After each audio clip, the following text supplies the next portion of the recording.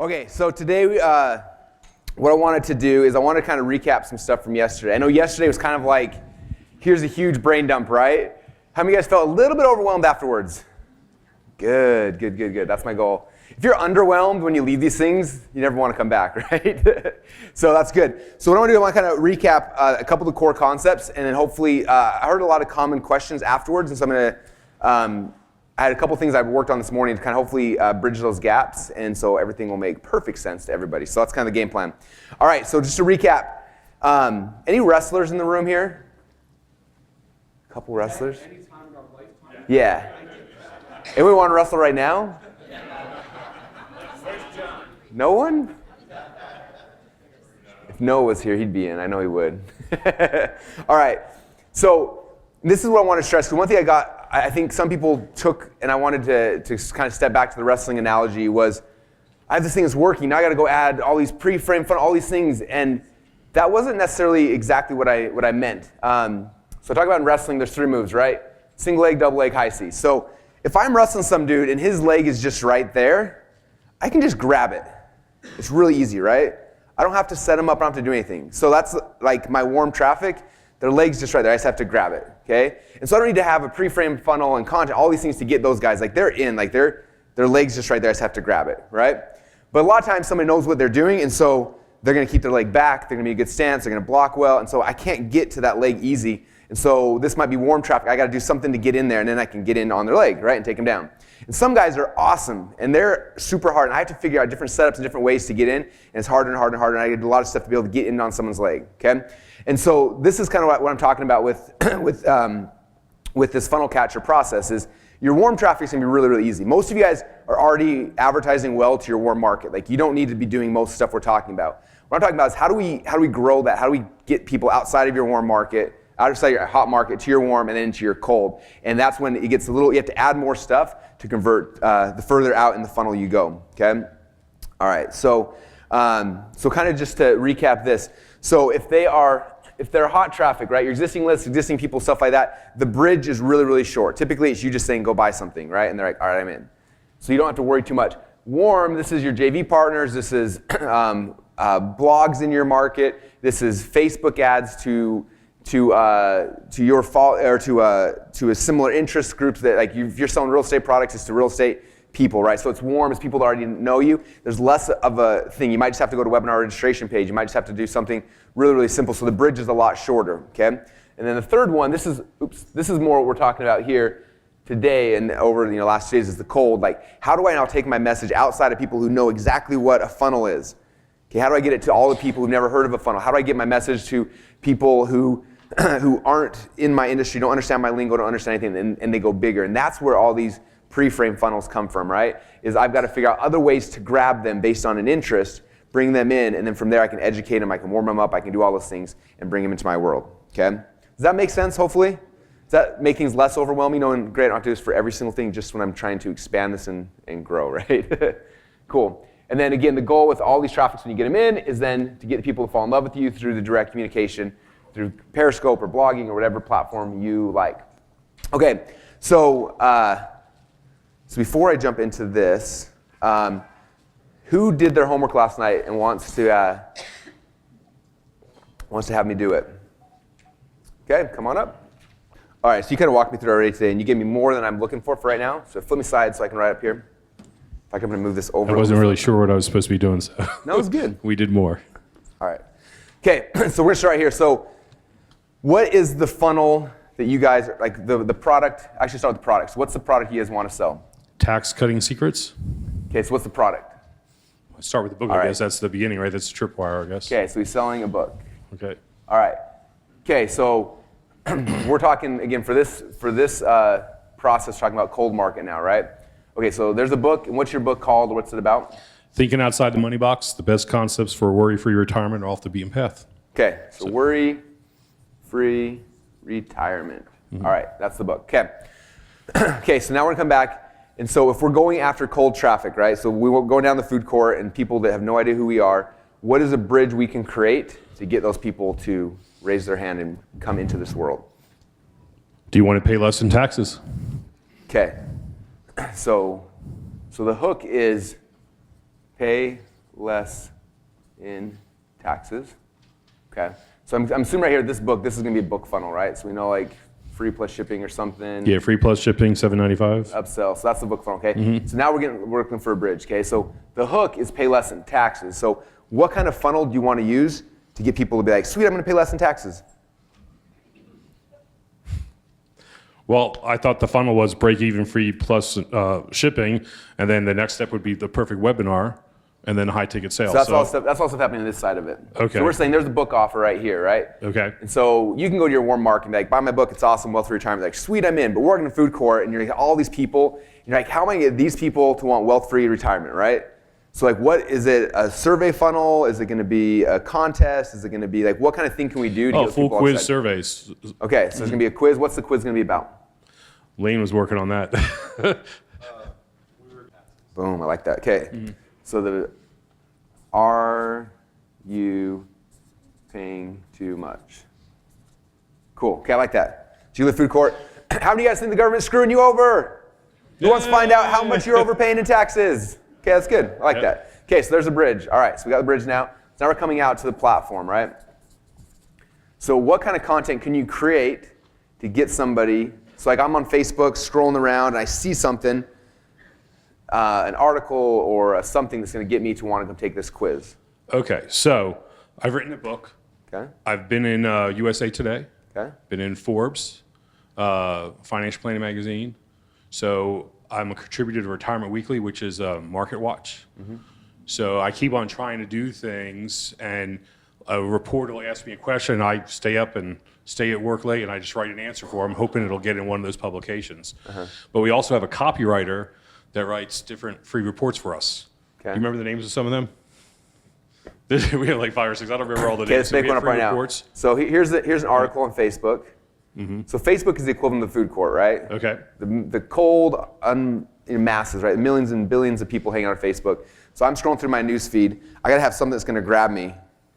And so is there a story of some average Joe like them who paid way too much in taxes? You know, top of your head. Or, okay, so let's okay, so let's say like Susie Jacobson from Boise, Idaho, paid $1.5 million too much, or whatever. Maybe it's, the big mass is 1.5 is not going to relate to them. So maybe it's like paid, we were able to get her a $2,200 refund after taking this 3-second quiz, right? So it takes a 30-second quiz, and you figure out exactly how to completely just lower your thing. And then you got a little article here talking about Susie's story and how awesome it is, and there's a link to the quiz, and down here's a link to the quiz. And so it's her telling her story, how she saved this much money because she took this magic quiz. Okay? So there's your content now.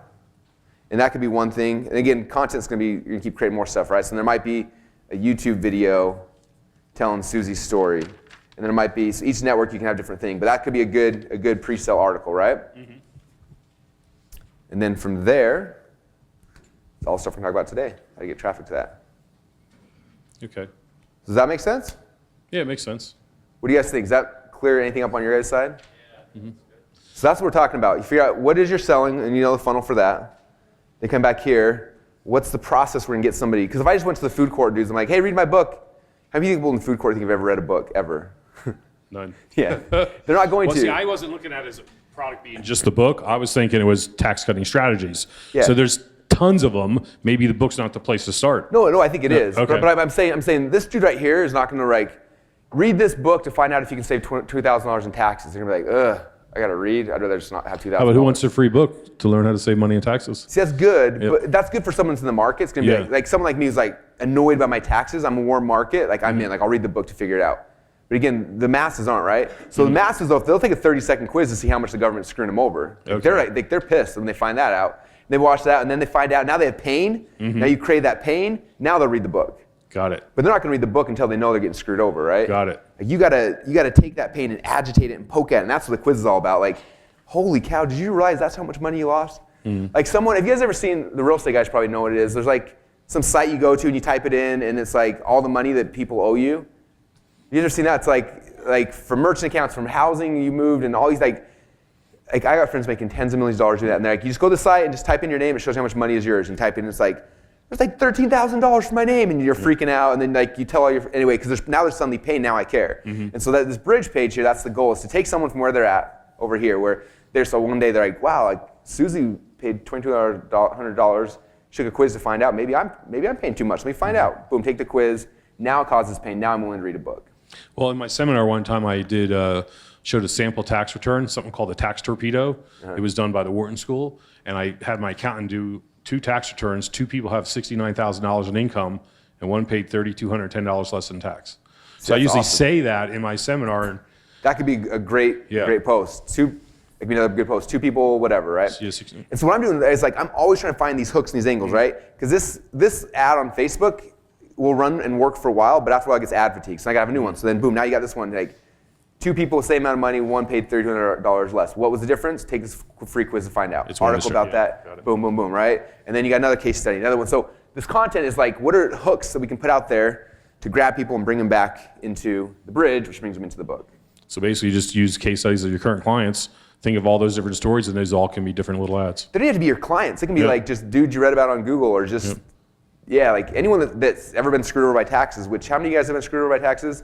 You got a lot of content in this room right here, right? So And that's everyone's biggest expense. People don't really realize it, but and as you get into the upper end, you can say, hey, you want to save 1.2 million in taxes, or you can say, hey, I can, capital gains is voluntary. Yeah. State taxes are voluntary. Yeah. And you'll get a deduction from the government if you decide not to take, pay those 2. Yeah. But it's good. Yeah.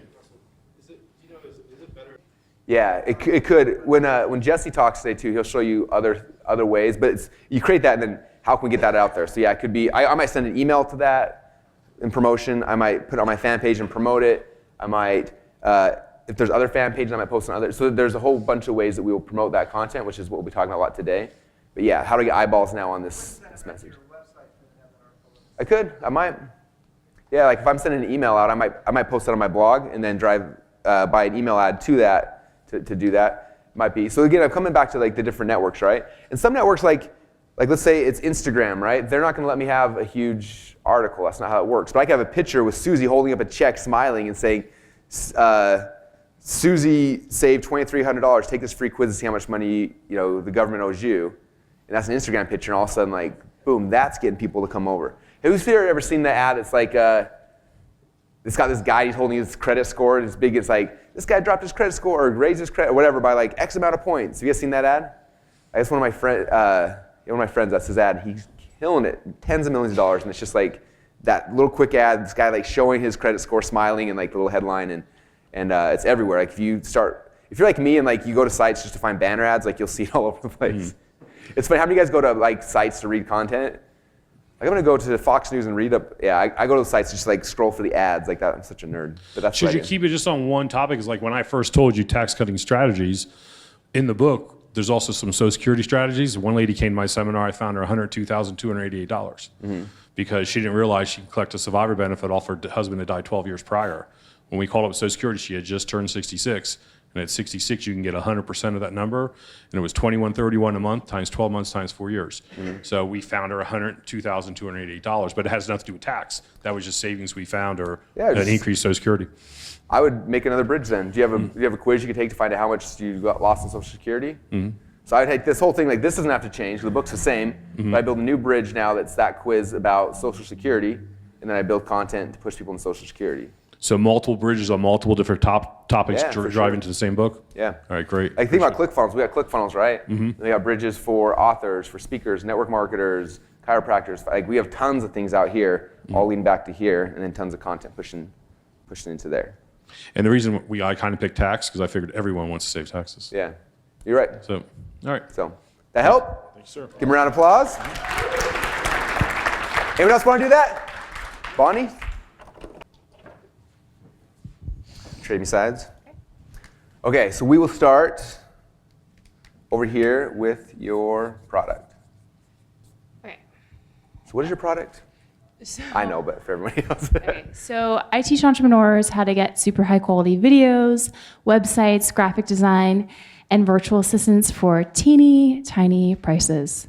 Cool. So I'm gonna write outsourcing. I know it's more than that, but just I only got this big space. That's fair. And you're doing it through webinar. Yeah. So there's a webinar funnel. Okay. All right, so we will go out from here. So obviously, warm market entrepreneurs are in, hot market's in. So for the cold market, what is a cool bridge we can build here to help them? Okay, so I have 2 ideas. So you can tell me what you think would be better. So one idea would be to create a quiz that's like what's your success blocker, and kind of create, are you overwhelmed? Are you feeling like technically overloaded? Do you have like a staff that's kind of crappy? That would be like one angle. Does your staff suck? Does your staff, do you have people but they're terrible? So that's one angle. Another angle would be to create a quiz. It's like, we have a free video series for you, like from a Facebook ad. Like, we have a free video series for you. What would you like to learn about? How to get super high quality graphic design, videos, websites, or just how to, get out of overwhelm or something like that. So I'm not really sure what would resonate better, and that's where you come in. What do you guys think? I think the right title for it. Say it again, how you kind of had said it. So essentially, it would be a quiz that would help people identify where are they getting stuck. Are they stuck because they don't have time to get to their most profitable activities? Are they stuck because they are just technically overloaded? There's just so much technical stuff and they don't have the capacity to do it. Are they stuck because maybe their brand looks really ugly? All of those different areas kind of lead to different types of outsourcing. Are you stuck quiz? Yeah, but I liked the success blocker, but I don't like plagiarism, so I'm like, what would be another version of that? Yeah, success blocker. Find out which time killer is. I like that. Okay, so something like that. Again, it's not gonna be perfect right now, but Yeah. okay. So the time killer quiz, right? We'll call it for that for now. Okay, so we got the bridge now. All right, so now we come back out and move more to a platform level. So what kind of content bait can we put out there to make somebody want to take this quiz? Oh, crap. Wait, Okay, I gotta was go to thinking for about you. it in reverse. Okay, what are you thinking? So think about, tell me your first story, the first time you used outsourcing. The first time I used outsourcing? Yeah, the first time it was like your big aha, where you're like, holy cow, this is... The first time I had a really big success with outsourcing, I quadrupled my income in 3 months. That was the big, whoa. How I quadruples 4, right? Quadrupled, yeah. 4x income by... Hiring people for $3 an hour. No, because then it gives it away too much. Okay, too much. I think it's because we're promoting the quiz. So how I forced my income by discovering my #1 time killer. Okay. Something like that, right? Mm-hmm. And then you got an article I can tell in the story. And then here you talk about all those kind of things, like the actual story of it. But now it's like, it doesn't really make sense to me. I'm like, whoa, she forked some money from a time killer. Like, how many of you guys feel like, as entrepreneurs, that like, you're at the office and like everyone's sucking your time from you and you never get anything done? Okay, so everyone raise your hands honest. Everyone else is like, either you're lucky you don't have any employees or you're lying. Okay, so I think most of us can feel like that, like you feel like you're getting your time sucked away. So I like that. Something like that could be a good one, is kind of your personal story. What are some other ones we could think for other? That would suck them into this quiz. Yeah. Well, what about stories about other people that I've helped? Yeah. Like how, Patrick got like a $650,000 a year contract by outsourcing. That's not relevant because it's giving away the outsourcing. What thing. about do you have? Remember you showed me when we did our first call, like this website right here costs $25,000. This one costs $200. Yeah. Like, can you guess which one? Like one site cost $25K, one was $250. Can you guess which one? And it's like, boom, boom. That can almost just be a quiz even as well, like a pre-framed quiz. Oh, that's a fun idea. They have to pick like, okay, which one was expensive, and they pick, and you're like, wrong, or right, correct. That could be a really cool, like just like kind of like the man-woman one, just like a yes/no, like which one do you think is the winner? I think I don't fully understand like how the platform bridge relates to the quiz. Like I think that's like the gap for me. I don't know if anyone else feels that way. Like maybe I'm just dense. I don't know. Okay. No. So that's good. So So there's different ways. I mean, sometimes this is just an ad, right? Like right now you're driving just a Facebook ad directly to here, right? And it's working in a market, right? But if I want to go bigger, let's say I want to go and I want to target like entrepreneur EO, right? Or YEO or something like that. Who they may not know the outsourcing thing, or there might be different, right? So like they don't really get that. It's hard to go. If I go straight from here to here, you're not gonna break even because the market's too big and it's too much of a jump for them. And so instead you go to like to the YEO audience, right, in Facebook. And so we're gonna write an article that would relate to them, right? So they're young entrepreneurs, they're whatever. And so I'm writing something that they're gonna be like, whoa, like that's like it's bait for them specific, right? And so it's for me to be able to target different audiences. Does that kind of make more sense? Yeah. So if I know that like the audience I want to bring in here, for me, like let's say here's ClickFunnels, I want to bring in chiropractors. I'm writing a chiropractic content piece that then I drive chiropractors to. And then if I want to bring in a different audience, so it's kind of thinking through that, like who's the audience you want to bring in and then customizing something for them so you can target them, bring them to the quiz, then bring them to the thing you actually want to sell. Would you want to polarize people in those articles? Like, would I want to fundamentally piss off certain audiences and being like this is a terrible example, but like, why, if you're a web developer, you need to be outsourcing now? Like, I'm getting things for $10 an hour and you're getting paid $80. You know, like, would that be like? That could be add like website designers are freaking out or they're pissed off that I'm sharing this or those kind of things. Yeah. And then target companies who have website designers. The owner's like, what? You kidding me? You know? Okay. Cool. Yeah. And then again, come to other networks, right? So maybe Instagram, you've got a picture of you. I did one kind of like this for our split testing thing where I took two websites that we had split tested and I blew them up kind of big in cards and I did a whole video of me holding both of them, like which one do you think won? You could do one of you holding that, like which website you think costs $250? That could be an ad in Instagram or on a blog or anyway. But there's so many ways we can do content, you know, that you got to kind of look through that.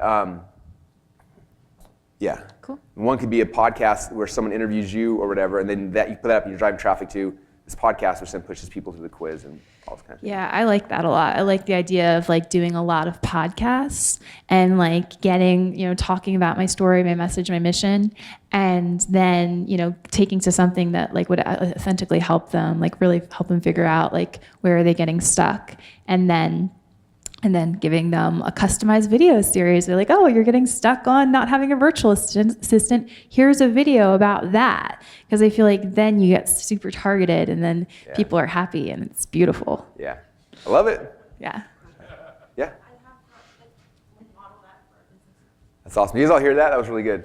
Talking about like magazines like Cosmo where they have like the quizzes like, eat this, not that. And you're like in the newsstand like, I got to buy this thing to find out what, and things like that. And looking at companies like that who are amazing at it, who've been doing it for thousands of years, and modeling them and seeing what their quizzes are and kind of replicating them. That's awesome. Thanks, Stacey. Yeah. So I'm curious if you could speak to that a little bit, I guess. Yeah, I mean, it's 100%. Like everything you're doing here is all about trying to attract our dream customers, right? So I'm not going to create something here that's going to bring somebody that I hate into my world.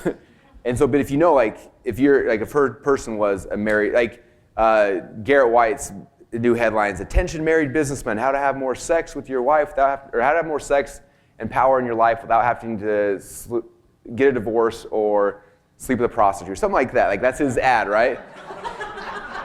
And it's powerful, right? Like married businessmen who aren't getting it at home are gonna respond to that, right? So like he's definitely doing that to cut people in half and figure out exactly where you're at. So for her, for markets like business owners who want to be at home, could be attention, married business owners or business owners with a family home. Here's how to get X amount of more hours at home with your kid, whatever that is. But that's definitely something you could do if you know, like, especially if you know, like, who did you want to sell or who's currently buying, things like that, and the common things about them, and taking that back out to this level. I'm trying to get, like, for you guys. Yeah, so that's a good question. So for us, the shift come right here, right? It came back here. And so it's changing our front-end product, so it wasn't like how to get rich on the internet. It was like our split testing book was where this whole thing began, right?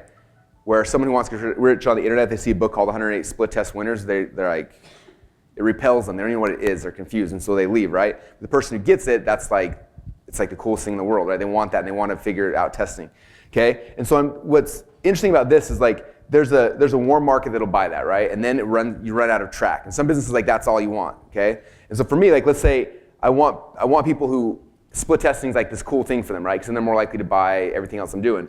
But there's business owners, like let's say there's chiropractors down the road who have no idea what split testing is, right? So that's the process that I got to take someone from cold to warm through this process, right? So here I might be like, hey, I'm going to show you guys a way to double, how many people give you money on your website by whatever, right? And they come over here, and then there's a quiz or pick which website you think wins. And now there's a video where, so now like they just found out that their website could suck.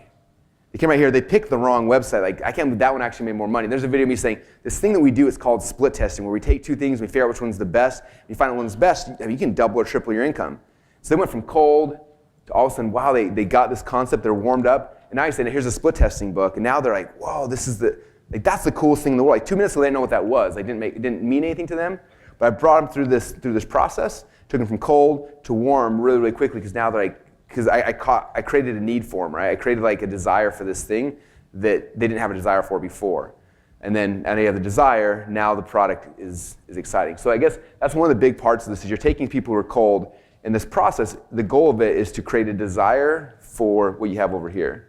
The bridge is actually. Yeah. Okay. Yeah, the ads like just get people to raise their hand, like, yeah. And then the process is to create desire. So you don't want to be too specific with your ads. Yeah, most of our ads are like, in fact, read the .com Sears book, I talk about Inquirer interrupts. So I call them that because it's like National Enquirer. Like you're buying groceries and you walk by and you see the three-headed baby just gave birth to an alien. And you're like, what you gotta, like it sucks you in, right? Like good ads are the same way. Like if you look at 90% of all the ads in the ad networks right now, like the headlines are almost all the same. Like weird something does something. And you're like, what is this weird thing? And then it makes you raise your hand and then you're in. So yeah, I'm trying to get them to stop in their tracks, take interest, create desire, and buy the thing. Yeah. That's why it's important when you go into each network is to see what people are doing, see what they like, and then we model that. It's the whole funnel hacking concept, right? Like we don't buy ads on Instagram now, but if and when we do, I'll spend like a week going through every Instagram thing on earth, clicking at everything, trying to see like what the process that network is used to and that they're enjoying, that they're going through, and then we'll model this based on that, right? Same with Facebook, same thing with whatever we're kind of doing. Cool. Thank you so much. Yep. This was really helpful. I really appreciate all your comments and stuff. Thank you. All right. Thanks, Bonnie. We may actually, what time is it? 48. Okay, we'll go quick on yours because we're running out. Okay. So what is your product? Our product is slimming sport legging. Sport legging. Slimming one. Slimming. Slimming, like Spanx? No, it is Sport. textile which contains active elements which help you lose weight. It has microcapsules, so it is kind of a weight loss supplement wearable. So it's socks you put on to make you lose weight. It is tie, and there are active components inside. When you exercise, those components go into your skin, into your blood, and helps you lose So I put on weight. tights, I lose weight. Okay. Yeah. She's talking to a warm audience. I'm talking to a cold audience, right? Do you notice that? She's using Technobabble. I'm using Spanx, right? It's Spanx to make you lose weight. Yeah, just pull our whole bodies up. Ah, we're melting. Okay. All right, so sports, slimming, sport, legging. When you heard that, did anybody know what it was? I said it's tights that you put on to make you lose weight. Were you all like, cool?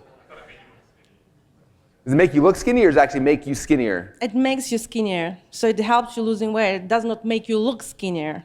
Okay, so you guys need to work on naming because that doesn't make any sense to anybody here. Okay. But anyway, that's another thing, okay? All right, so there we go.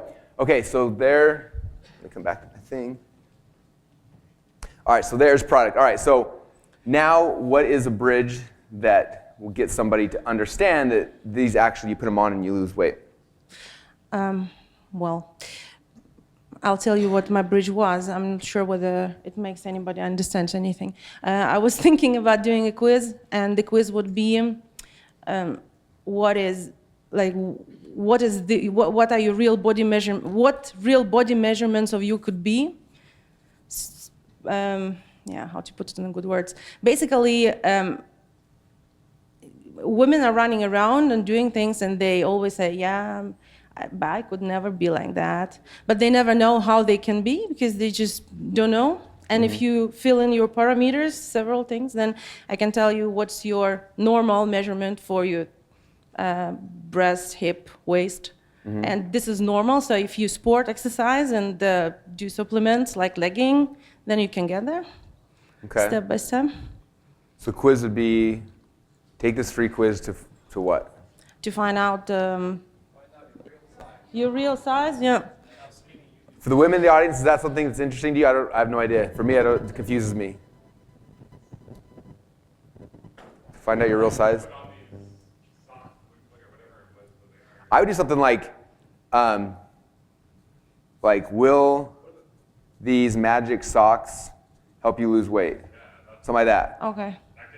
Because you're like, magic socks can make me lose weight? I don't know. And like, number one, are you a man or woman? I'm a Magic woman. socks. Number two, are you 10 pounds overweight, 50 pounds, a million pounds? Number three, da, da, da, da. Okay. All right. So we have some kind of quiz that tells them to help them figure out if this will actually work for them. Okay. Which is kind of a cool concept. Think about it. Like, I think like a men's testosterone. Like, hey, take this quiz to find out if our pill will help you lose testosterone. It doesn't work for everyone. Take this quiz to find out if it'll work for you or not. Right? Hey, it does work for you. Congratulations. All right. The only question that matters is, do you have a credit card? Congratulations. All right. Okay, so now we got content out here. What kind of content can you develop to get people to want to take this quiz to find out if they can lose weight? Yeah, I have no idea. Do you have any case studies of people that have done it? Sorry? Do you have case studies of people that lost weight with this? Yes. How much, like, give me an example of someone that might have lost weight. Like somebody who would just wear those leggings for 2 months and don't do any exercise would lose half to 1 inch on thigh and on hip. And if somebody exercises, then they lose about 1 inch per week. Okay, so weird No, not per week, sorry, per 2 weeks. 2 weeks. socks suck fat out of legs. That's a freaking sweet headline. Weird socks sucks fat out of legs. How many of the women in the audience would click on that if you saw it? Like, you're on a news site and you're like, weird socks suck fat out of my legs. You're like, huh? I don't even know. Okay, so there it is, right? Then you have a story about this lady who wore these magic socks for 2 weeks, and it was awesome. It doesn't work for everyone, but we got this cool quiz. Take this quiz right here to find out if these socks could work for you.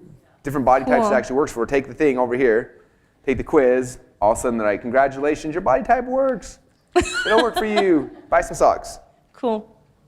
Okay, sounds like a plan. Thank you so much. Yeah, I want to sell those. Sounds like fun now.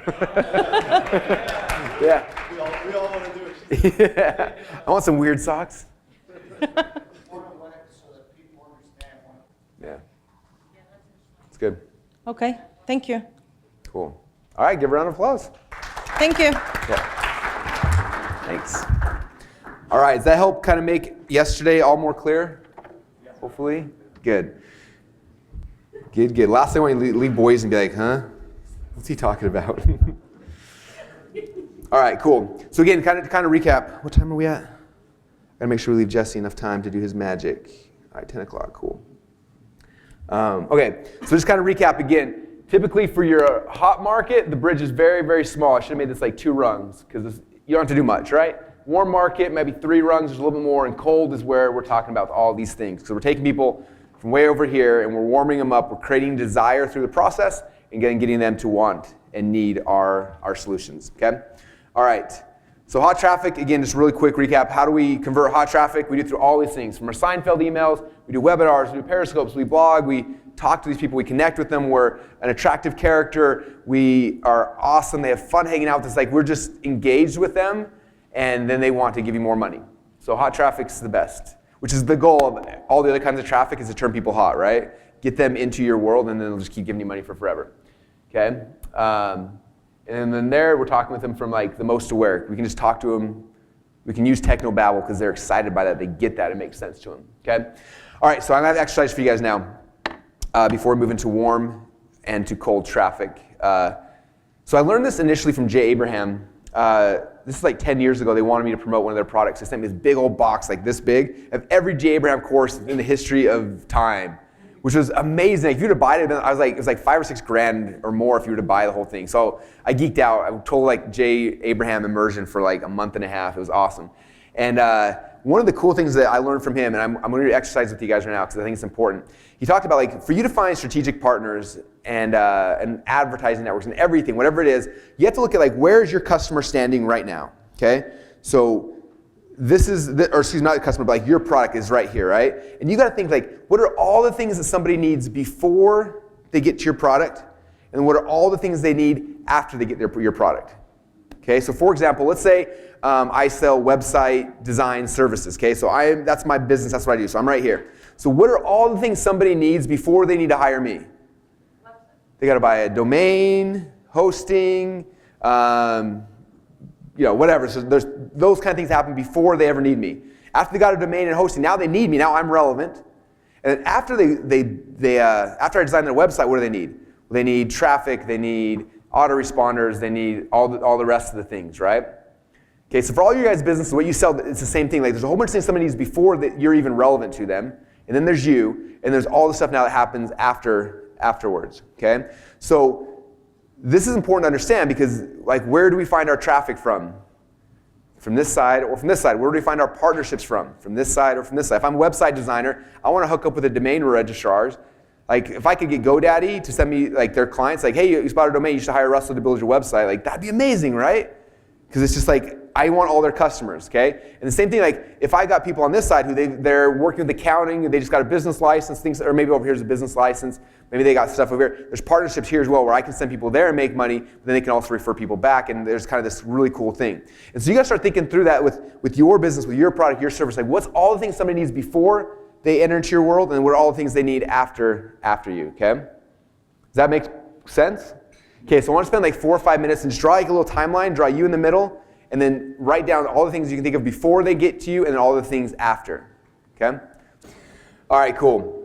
So keep thinking through this, you guys, because this is like really, it's one of the keys to traffic, like thinking through this, like when you can understand that and get it, like all of your customers are already there. You just gotta figure out who are the people that have it, right? So I want to transition now to warm traffic a little bit. So with warm traffic, this is what we start talking about, right? Now, how many of you guys have heard me talk about Dream 100 at least 100 times?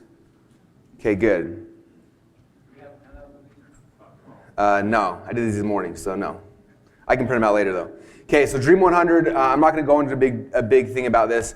I talked about it a lot, and Ignite Training we talked about it a lot. We're gonna continue to talk about it, but you need to be doing this, right? So when I figured out who are all these people right before they come to me and all these people afterwards, those are my Dream 100. Those are the people that have my customers, and it's time to start building relationships with them, okay? In the last year, I've probably sent out, probably 15 packages to my Dream 100 in the mail. This month we sent out 2. We sent them Us versus Them t-shirt a month, 3 or 4 weeks ago. We sent them out, was that making noise? We sent them out a little Corvette cars in the mail. Like we're sending them stuff all the time because we're trying to get them engaged and trying to get them to listen to us because there's so much noise, so much stuff happening. Okay, and so how many of you guys have sent something out to people on your Dream 100? Couple, cool. Like just do it, it works, I promise. So much easier than like buying ads and testing. Like just get your warm market, already has your customer, make them think you're cool, help them, serve them, give them stuff, whatever it is, but just build that relationship because one relationship, like I was telling you guys before, we've got Mike Filson. Mike, I've been working his relationship for a long time, and it's kind of funny, like, I don't know if I should say this on camera. When we first launched ClickFunnels, I'm not gonna tell the whole story. Anyway, we first launched ClickFunnels, he was gonna promote it, and then he didn't because he thought like for a little while he was gonna be a competitor to us. And I was like so mad, and I remember being upset, and I was gonna like yell at him, and I was like, you know what, whatever, I'll just be cool to him because he's in my Dream 100, he's a friend, like I'm just gonna like just not even worry about it, right? And a lot of people, when they have partners and things who don't, like we had a conversation in the inner circle on Tuesday, I think, about like JV partners, and like the question was like, how do you get JV partners not to be flaky, right? I'm like, well, this is reality for us. Like we'll send out 100 packages to get people to promote. We'll get 30 people who commit saying yes, I will promote, and then only 10 ever do. And they're like, those other 20, I just want to yell at them. I'm like, I do too, but like you have to be nice to them. So like Mike was a perfect example. He told us the whole time he was going to promote ClickFunnels. We're really excited. And then the week that we were launching it, he messaged me. He's like, hey, turns out we're going to be competitors instead of partners. And I'm like, what do you mean? He's like, oh, I partnered on this thing. I was just like, so mad. Like I was like livid. And I was like, you know what? Like, I'm just, whatever. I'm just going to blow it off and just keep moving forward. So I just blew it off, kept moving forward. A month and a half later, messaged me back, never mind, we're not going to be competitors anymore. And they've done 700, they're almost like just shy of $1 million in Salesforce in the last 8 months. And if I would have been like a jerk to him, can you imagine? Like, that's a lot of money I would have lost out on.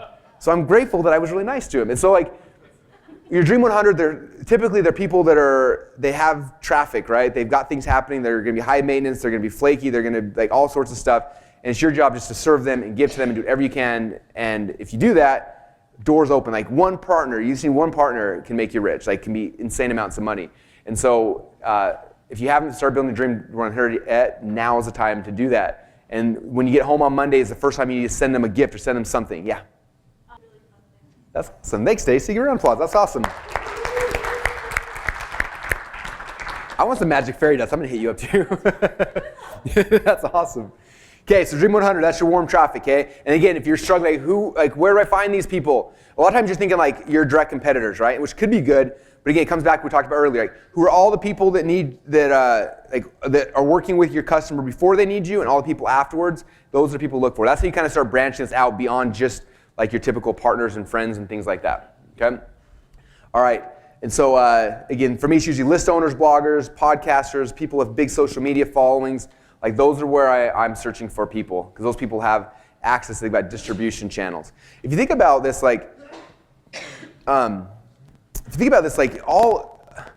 all that this is distribution channels, right? You look at like how things happened back in the day, right? There was three TV channels. There's ABC, NBC, and CBS, right? There's 3 channels. That was like the distribution channels.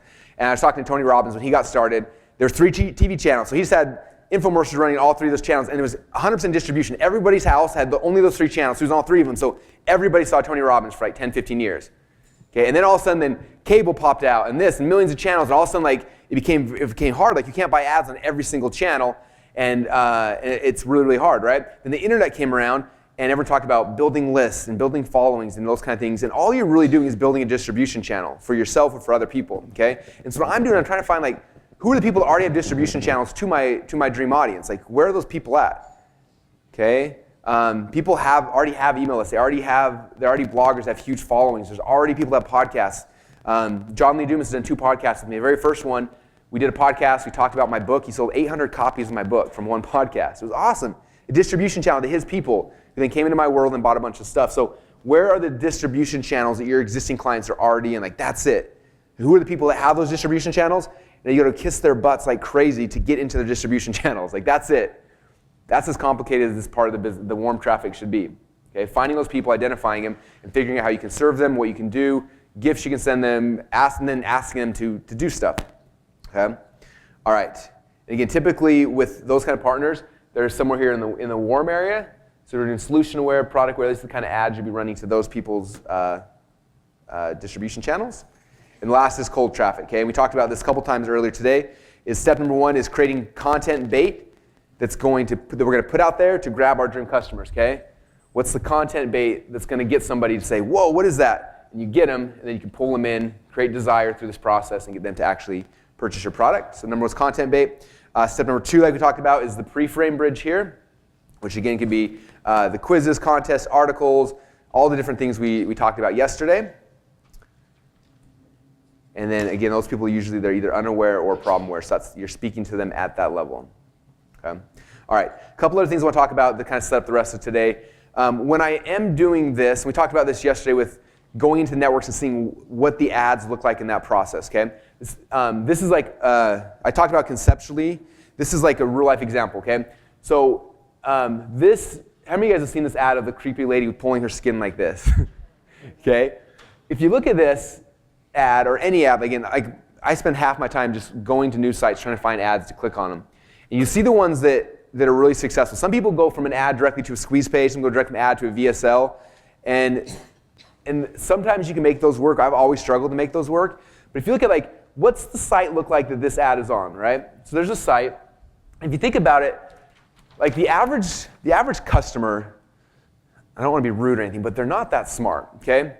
So they are over here, let's say they're on Fox News, and they're reading all these articles about all this stuff, and all of a sudden they see this lady pulling her skin.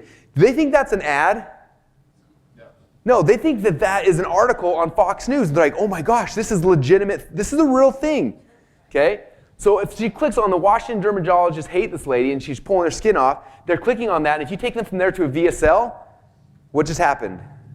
You lost the credibility. You lost everything, right? And so you go from there to something that the content is similar. It matches. It feels like they're going somewhere similar, right? So you go from there, and now you got the site. Again, it's not Fox News, but it's Consumer Report News or whatever the site is. And you have the article here that matches the style, okay? And this now is your pre-frame bridge, okay? And then the article now can sell sells the product or the service, okay? But we're matching the media. So when I'm going to a site and I'm buying ads on, I'm looking at what does the site look like? What do the real articles look like? What are they structured like? I'm going to make my thing match and look very similar to what the real site looks like so that I look like content. So I'm part of this process with them, okay? Now there's typically with advertising on sites, there's two methods, right? One is like being the annoying banner ad that's like the flashing clown with the yellow, and you're trying to get someone to like click on it, right? And there's the time for that, which is not really what we're talking about during this event as much. The other one is content. We're inserting ourselves inside the content. So when you're doing that, and John's going to show you guys a bunch of sites and things like that during his presentation, but think about it, like if I'm creating something, I'm matching the media. My ad's going to look like what the page is on. When I come over here, when they click on that, my article or whatever is going to look very similar to where they just came from, right? And you're kind of matching that. So that way there's no incongruency. They're feeling the process all the way through. Okay, does that make sense? Okay. Here's a good example. In email ads, this is an old ad we ran a little while ago. I was actually excited I found this. So anyone here ever buy ads in Town Hall? I know you guys do. Okay, so Town Hall is like a conservative Republican news site, right? One thing that's interesting, it's really interesting, is that almost every market, especially all the major mass markets like weight loss, money, finance, like things like that, almost everybody who's buying your stuff, if you take all your customers and you run like a demographic thing on it, you'll find what's interesting is like almost all of them are conservative white Republicans. Like those are the people who are giving you money every single day. Okay, I don't care what your political beliefs are or whatever, it does not matter. The majority of people who are giving you money are conservative Republicans. They love to buy everything, okay? And so when we're looking at cold traffic, like where is the majority of the cold traffic at? It's in the conservative Republican sites, okay? Like that's a hopefully big aha. So if you can make your pre-frame bridge convert to conservative Republican sites, you have unlimited traffic. Like that should be the goal, okay? Because there's tons of them. They all have email lists, they've got sites, they got tons. So if you can make these guys, you said 250,000 opt-ins you get off of sites like this just for your gun giveaway, right? From the email site, yeah. Do you guys ever buy on the actual site? Cool. Okay, so this site right here, this is actually an email newsletter right here, I believe. Yep, this is an email newsletter. So this is one they were sending out. And so I have 2 ads on this newsletter. Can you guys find them? Yeah. So warning, protect your money from Clinton and Obama. And these right here, this is actually one big banner ad. I designed it so I could have looks like 3. I got 3 places for people to click in this one ad. So that's my ad. There's another one there. Can you see my other ad? Right down here is my ad block too. So all I did is I looked at what they were already sending out. Oh, yeah. Right there. That's my bald head right there. This is an ad we ran April 19, 2008. This is back, isn't it funny that this is when Obama and Hillary were all fighting? This is the primaries that we were running these ads. So that's who I was targeting back then. Anyway, it's kind of funny. So, but look, I'm looking at here's the content they're putting out there. I don't want to be the ad that's like, oh, I'm an ad. I want them to think that I'm content. And if I can make my headline a little better than the other annoying headline, like this headline, Robert D. Novak, Where Hagel. That's a horrible headline, right? Isn't it made my escape from the 9 to 5 daily grind better? Isn't it warning, protect your money from Clinton and Obama a better headline? Obama's dirty secret, Hillary's worst nightmare. These are things that speak to the conservative Republican, right? So I'm looking at what's the newsletter look like, and then I'm going to buy ads that match the content in there. What were you selling? Some make money. I don't even remember. This is an old one, but the concept is there. Does that make sense? Okay. And so again, we're going to show you a bunch of different ways to promote stuff, but email is what I want to spend a few minutes on because this is my favorite way to drive traffic. So basically, when you look at the email world, right, there's tons and tons and tons of lists out there, people that have email lists, okay? And it's also a very, very dirty world. It's really easy to get scammed and to buy ads and just get screwed over. So I'm gonna kind of give you guys some ways to make it so that you don't lose your shirts doing email. Because if you get email to work, like it's amazing. That's when we launched NurseCell initially. We did 100% through email. We found a list that converted well for us. They had a list of like 3 or 4 million people. And what was cool about it is we rented the list, but we said, hey, we want you to send out to 1/8 of the list every Tuesday, okay? So what happened is that Tuesday, we knew that email was going out to like 300,000 people. So we got everything set up and working, like, hey, here's the page.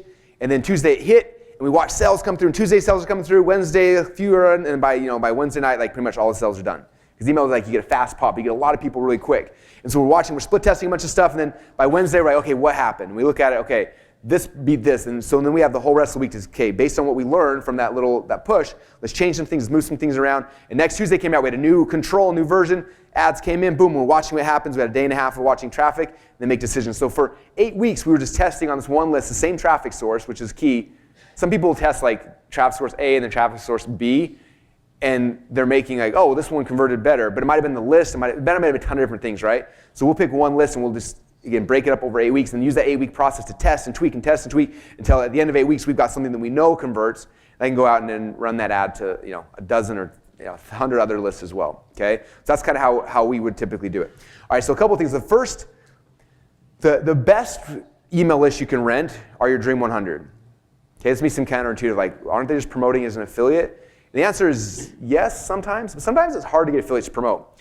And so one thing you gotta understand is that what most affiliates are looking for, when they judge, like, if I promoted this, was it successful or not, they're judging on EPC. Like, I sent 1,000 clicks, how much money did I make? I made $2,000. So my earnings per click, I made $2 for every click I sent, right? Like, those are the kind of things people are looking for. And so sometimes I go to affiliates, I'm like, hey, can you promote this? And I'm like, I don't know if it's gonna convert, I don't know if, there's all these things, all these issues they might have. And so that's cool. Like, when you normally send out an affiliate offer, like what's your EPC? Like, what do you need it to be? And they'll say, oh, well, on average we make $1.50 EPC, or on average we'll make $3 EPC, whatever like they know their number is. And so I do a lot of times I come back and say, how about this then? I'll just give you a guaranteed EPC. So I'll pay you if you're used to get $1.50 click, I'll pay you $2 per click guaranteed. And they're like, really? I'm like, yeah. Okay, how many clicks can you send? I don't know, I can send 3,000. Okay, cool. Well, I'll give you a check for whatever, and then let's just watch the clicks. In the end, I'll just give you $2. Whether they buy or not doesn't matter to you. Just send the clicks, and I'll just pay you for the clicks. Okay, and that's like my favorite way to do it, because then you typically you know who that person's list already is, right? You know what's good. You're probably on their list. You're aware that it's your dream customers, and that way you're not just kind of rolling the dice. A lot of times with these things, you're just rolling your dice. You buy an ad, and you're like, I hope something happens. You have no idea. Where this, it's typically like your warm market, and it's the safest, okay? And so that's the big key, is understanding your EPCs. Now, a lot of times when you guys first get started, you may have no idea what your typical EPCs are, right? Like, that's something on your side through your funnel you should be learning. Like, what are my EPCs? How much on average do I make when I send an ad out, right? You guys all clear what EPC stands for? Okay, yeah, earnings per click. So if I send 1,000 clicks and I make $2,500, it's my math class for today. How much was my earnings per click? $2.50, okay? That's about as good as math as I am. So I made $2.50 for every click, okay? And so my funnel, I know those metrics in all my funnels, right? I know for my book funnel what my EPC is. I know for our webinar funnel what our EPC is. And it's nice because if you know this, again, when you buy any kind of ads, if I go to Facebook, I know, hey, I can spend up $2 per click and still be profitable, or $2.45 and still be profitable. So it's important for you to learn your EPCs, and that way when I go to an affiliate and I say, look, right now we're averaging $3 EPC. It was actually awesome. I saw Anthony send an email to Mike Geary the other day, and he did this perfectly. He said, hey, Mike, I guarantee you $2 EPC, but most of our affiliates are getting $37 EPC, but I'll guarantee you at least $2. Like, how do you say no to that? Like, I guarantee at least $2, but if it's 37, I make $37 EPC. Like, that for an affiliate, it's just like, I can't lose that deal, right? Did you have a question on that? Okay, so this is key. Like, so if you know your EPC, and this is like, again, funnel building 101, like, this is the key number. As soon as you know that, now I know what I can spend on Facebook and Google and YouTube. Like, I can know what I can spend everywhere, but then it also opens up this whole door where I can go to affiliates now and give them guaranteed EPCs, and I can go in there and get a lot of traffic, okay? So that's number one. That's the best list you can rent. Number two are industry-specific lists, okay? So when we did NurseCell, we did a lot of, and I'll talk about it in a minute, like conservative sites, and it worked on all the sites. But the best thing the list that did the best for us, I just went to Google, I typed in neuropathy email list rentals. And I found just random guys who had neuropathy sites, or I typed in diabetic, because there wasn't many neuropathy email lists, but there were diabetes sites. So diabetic email advertising. And there'd be these diabetic blogs, and there's a page that says email advertising on it. It's like, hey, if you want to rent a list in our, we found a couple like really big lists. One of them had like 85,000 people that had diabetes, and it was like $1,500 to buy an ad to their list. And that one converted amazing because they were people that already had diabetes. We knew exactly what the issue was, right? With conservative sites, I'm kind of going after like a lot of, a ton of people, and so I don't really know. But if I can find industry-specific ones, that's the best. And the one thing that sucks about this is typically in most industries, there's not like someone that's said, here's all the diabetic email lists you can rent in the world. You have to go find them. You got to do some work, right? You got to go to Google and type in coaches email list or weight loss email list or whatever your market is. You got to kind of search for those and find them. But when you do find them, man, they're gold. Like instead of like, making on a, let's say like a conservative site, I might break even or maybe double over, which is awesome. Here I might get like 8 times or 20 times over because they're like so specific and it's just awesome. So you got to do some work and find those, okay? And usually I just search in Google and I look and I look and I look. Yeah, good question. So questions like, if I'm running ads from this list and this list and this list, am I sending them all the same funnel, or do I clone the funnel and have a bunch of different funnels? So what we do is we use Backpack, our affiliate program, and so like Brent does all of our email ads, John does all our Facebook ads and our Twitter ads, things like that. So they have an affiliate account, and they create an affiliate account, and they create affiliate tracking links for each of them.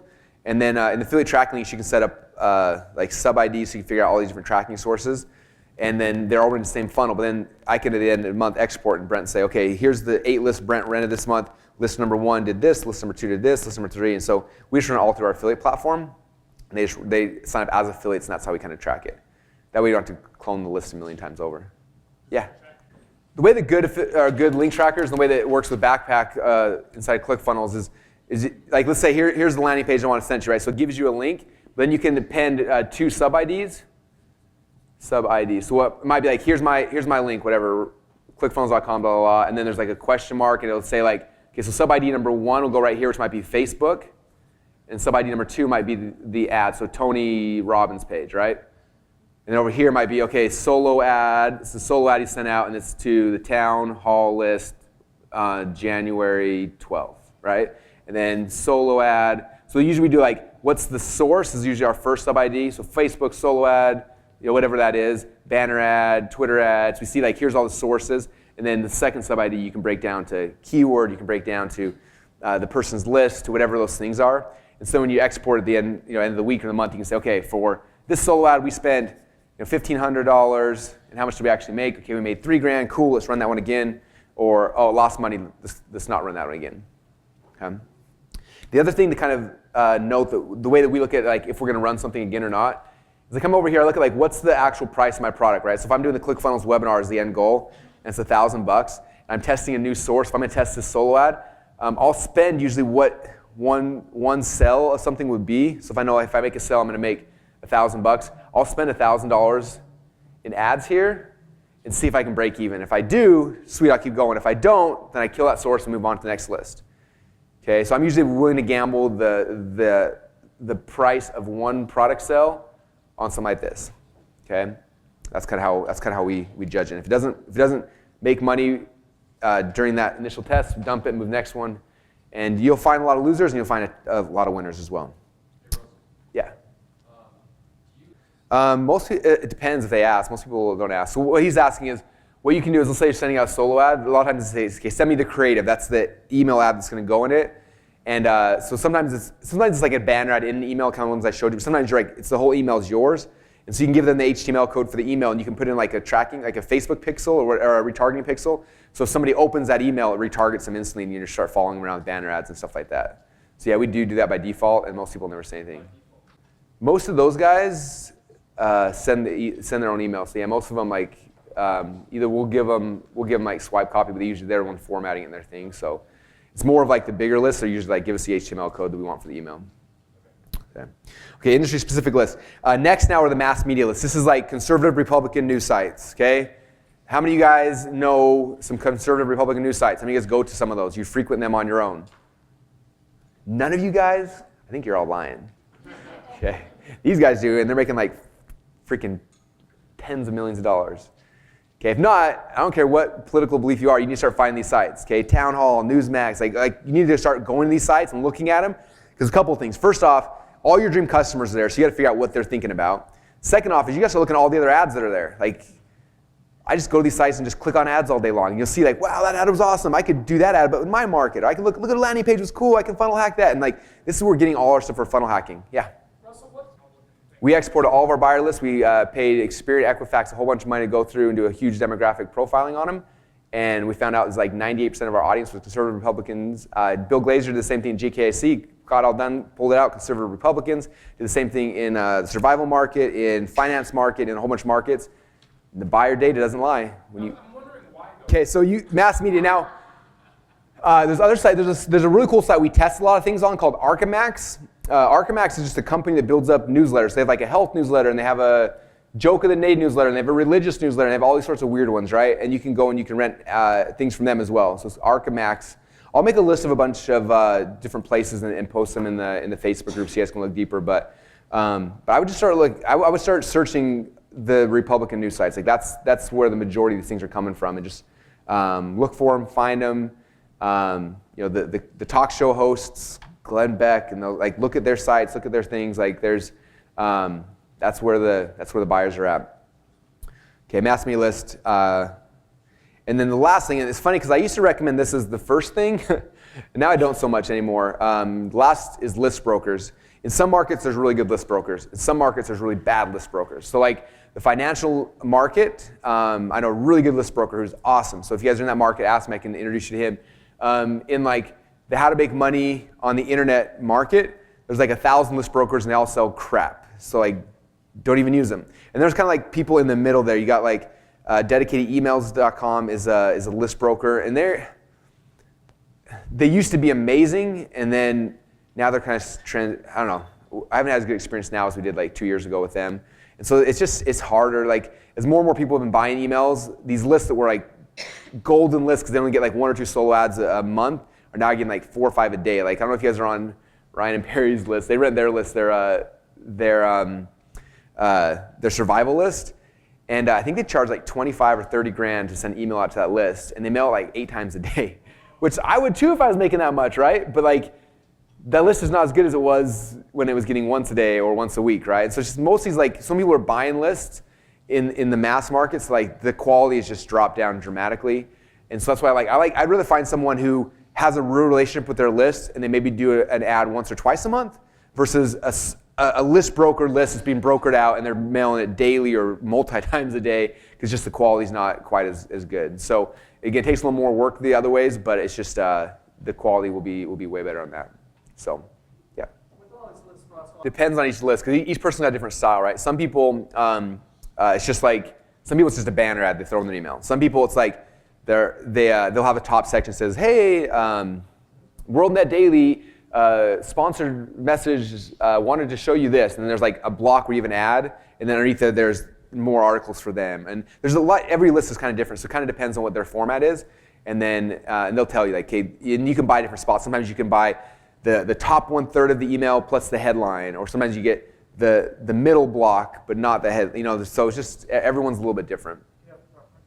I want the subject line. I want the top. Like I want, or the whole thing for sure. I want as much real estate as possible. I definitely want subject line because I want everyone opening it because they want to click on my thing on the next page. Good questions. Okay, so that's for an email lesson. For me, this is my favorite. Like I like it because I can get information really quick. I buy an ad, the ad goes out within a day or two. I know like did it work? Did it not work? Did I make money? Did I lose money? Did my page convert? And so like for us, typically when we're launching something new, the first thing I'm doing is email because I want to send a whole bunch of emails out, find out conversion rates, do my optimization, do my conversion stuff, and then when it's done, then I'll go out. Now let's go buy banner ads. Now let's go do Facebook ads. Now let's go do all these other things. But for me, I like leading with email. Not everyone agrees with that. Steve Gray, who spoke at one of our Ignite meetings 6 months ago, he's the opposite. He goes banner ad. He goes to site, buys their banner ads like crazy. They convert, then he buys the email ads. So he works opposite of me, but he's a media buyer. He's a banner ad guy. So everyone's kind of different, but for me, this is like where I lead with because it makes sense to me. I get email. It's easy, and so that's where I kind of focus at initially. All right. Any other questions about email stuff? I said, I'll list it in the members area, a whole bunch of conservative sites we buy on. I'll list a whole bunch. I'll give a whole bunch of stuff so you guys can have the trail of where to kind of start at from there, and list brokers as well. Are you leading more something? Yeah, a lot of them.